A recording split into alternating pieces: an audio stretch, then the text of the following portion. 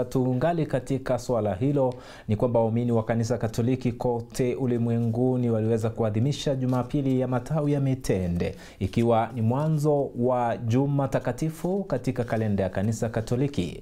Adhimisho hili liliweza kufanyika katika majimbo yote humu nchini na katika kila parokia katika taifa hili. Na kwenye jimbo la Mtakatifu Yusufu mjini Kakamega, Askofu Joseph Obanyi aliwaongoza Wakristo kusherehekea sikukuu hiyo huku akiangazia masuala mbalimbali ya nadhiri taifa letu. Peris ameweza kuliangazia swala hilo. Askofu wa jimbo la Kakamega Joseph Obanyi alitoa wito kwa wanasiasa kuacha kuwatumia wanafunzi kwa manufaa ya kisiasa. Kauli hii inajiri kufuatia tukio la hivi majuzi ambapo maafisa wa polisi walidaiwa kutumia nguvu kupita kiasi katika kuwatawanya wanafunzi wa shule ya wasichana ya Butere huko mjini Nakuru. Inamaanisha kwamba tumepoteza mwelekeo, lakini pia inasikitisha ya kwamba viongozi badala ya kuonyesha uongozi halisi, uongozi kwa watoto wetu, uongozi kwa vijana wetu, sisi wenyewe tumeanza kuonyesha tabia mbaya. Tabia mbaya. Mzazi, ikiwa huna maadili na badala ya kuelekeza mtoto wako vizuri, wewe ndiye unayempotosha kwa mambo yako, maisha yako, sio vizuri, sio vizuri. Na viongozi wetu hapa Kenya wamepoteza mwelekeo. Huo ndio ukweli wa mambo. Viongozi wa siasa wamepoteza mwelekeo kwa sababu kusikia mambo kama yale, kudumisha mambo kama yale.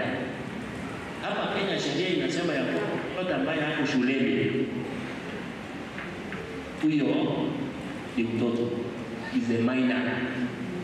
Huyo mtoto anastahili kulindwa, kutunzwa, kutetewa na kusaidiwa afikie kilele malengo yake. Askofu Obanyi alieleza kuwa kuna haja ya dharura kwa wanasiasa kujitenga na masuala yanayohusu wanafunzi, akisisitiza kwamba ni jukumu la walimu na wazazi kuwalea watoto katika maadili mema. Aidha, alielezea masikitiko yake kuhusu jinsi maafisa wa polisi walivyowamiminia vitoa machozi wanafunzi wasio na hatia, hali iliyosababisha wengi wao kupata mshtuko wa Where have we gone wrong? So that we have left our children, some of them have no education. Where have we gone wrong? So that even those who are going, I now see most of these who are not university, you can look at them and you say, these children have a problem. They don't have this, they don't have that. They're struggling illiterate to be in school because life is tough.